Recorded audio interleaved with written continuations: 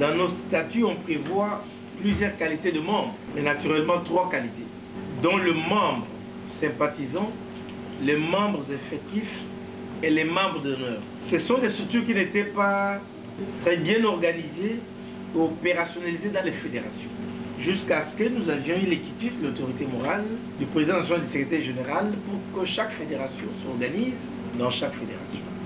Nous a encouragés pour formaliser au niveau de la fédération pilote du Mouamba. Parce que les membres d'honneur ne sont pas comme nous, mais ils apportent les rapports moraux pour que les partis marchent. De revenir vers eux, informer de l'évolution de leur parti. C'est ce que nous avions insisté, qu'il faille, et chaque fois que le comité fédéral invite le membre d'honneur, qu'il se disponibilise. Parce que si nous ne le faisons pas, nous aurons failli à une de nos responsabilités de rendre compte à la structure composée de hauts cadres et hautes personnalités qui travaillent dans le parti, mais qui n'ont pas tout le temps, comme nous, d'être sur terre. Et même alors, cette réunion a été reportée. Parce que nous avons invité le membre d'honneur et la plupart n'ont pas répondu. Ici, quand nous nous voyons, c'est parce que nous avons des interrogations, certaines interrogations qui peuvent venir de nous, de la hiérarchie, et qui requièrent votre avis en tant que membre du comité d'honneur. La liste de tous les membres du comité d'honneur est sur la table de l'autorité morale chef du parti. Elle est sur la table de la présidente nationale et du secrétaire général. Et avant de vous recevoir, nous échangeons avec eux. Et même là que nous sommes, ils savent que nous sommes avec eux. Et à noter l'impératif. Donc voilà la petite exhortation avant que nous puissions ouvrir cette petite réunion.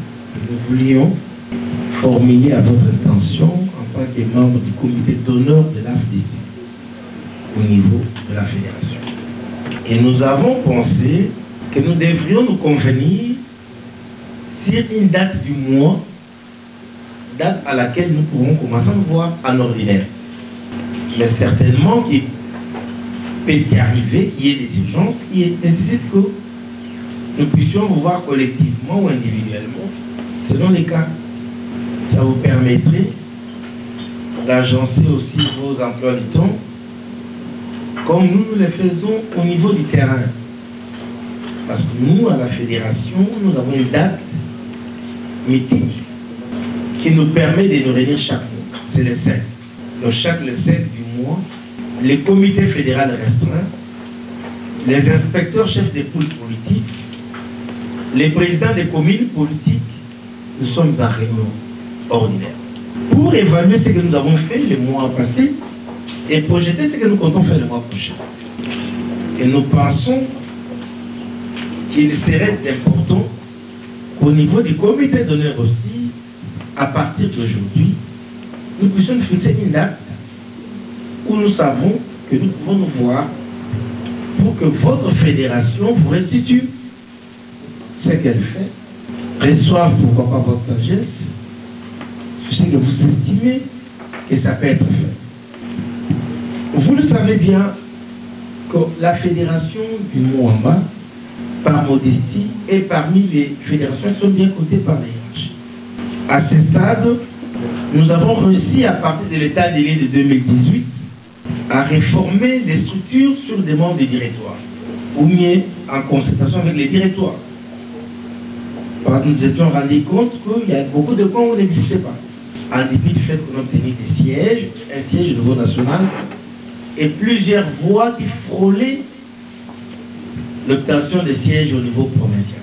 Mais nous avons, à partir de nos faiblesses 2018, voulu travailler sur les opportunités explorées. Et à ce jour où nous vous disons, la fédération du Mouamba est sans l'ombre de doute, c'est-à-dire qu'elle pourra, sauf changement de dernière minute, obtenir 12 sièges sur les 11 que Mouamba compose et avoir un minimum de 3 jusqu'à députés provinciaux et plusieurs conseillers communaux. Parce que nous faisons un travail de fond sur le terrain reste, vous remarquez même de loin. Nous avons réussi à convaincre la hiérarchie que nous n'allions pas travailler avec les structures statutaires parce qu'elle était trop mécanique. C'est les structures dont vous trouvez secrétaire fédéral chargé du transport, de l'infrastructure, de l'environnement, mais il n'y a pas trop de fonctions de terrain. Nous avons démontré à la hiérarchie que ces fonctions étaient mieux pour un bureau d'études ou pour les postes au niveau national. Donc au niveau du terrain, il fallait des fonctions de terrain. Parce que l'objectif d'un terrain dans un parti, c'est la conquête et la conservation du pouvoir.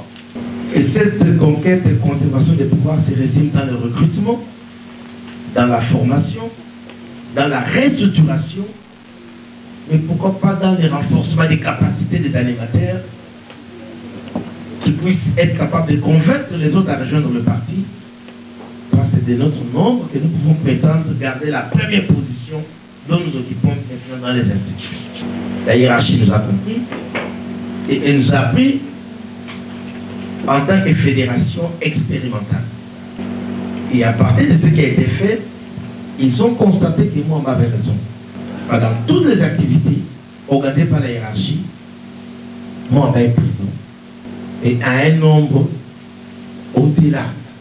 Et ce qui a même fait que certains collègues ont par leur propre initiative invité la fédération d'aller changer l'expérience pour comprendre comment on va fonctionner. Et si on ne l'a pas encore fait, c'est le cas du Congo central, c'est le cas de la Chopo, c'est le cas de Lukunga, de la Tchangou. Nous avons estimé que les fédérations étant autonomes, il fallait qu'il y ait les cours officiellement de la hiérarchie. Mais tous ces jours ici, jusqu'hier, ma collègue de Lukunga sollicite une séance de travail pour voir comment adapter les structures au modèle du monde, votre fédération. Donc ça va de soi que les travaux sont en train d'être faits. Aujourd'hui, votre fédération est constituée de 104 pôles politiques.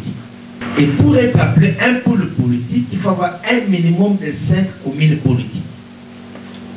Et quand vous avez 101 pôles multipliés par 5 communes politiques, vous avez une idée, c'est que nous appelons commune politique.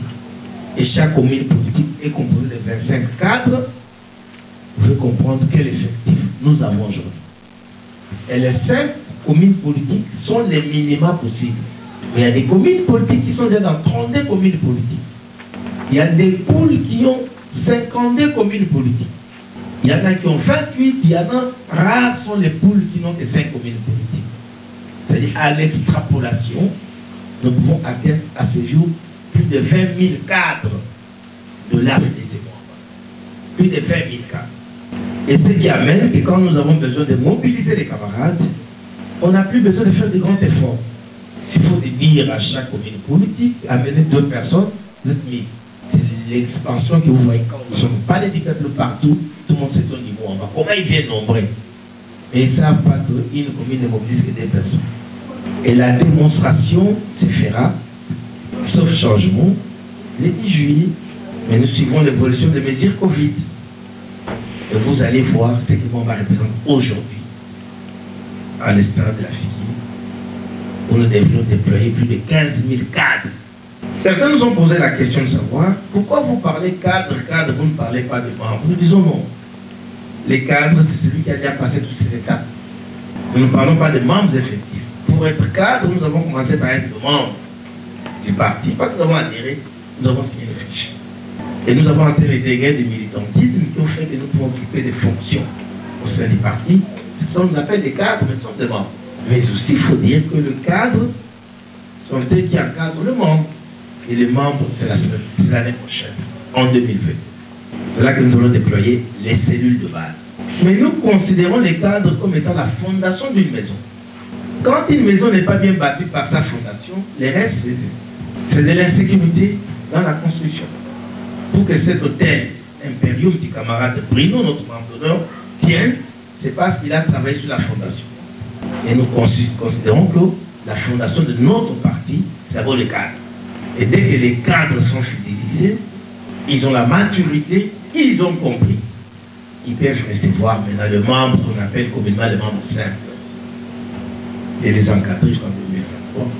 Ce qui fera que cette fédération pourra avoir parmi vous des sénateurs si les mêmes mots existent.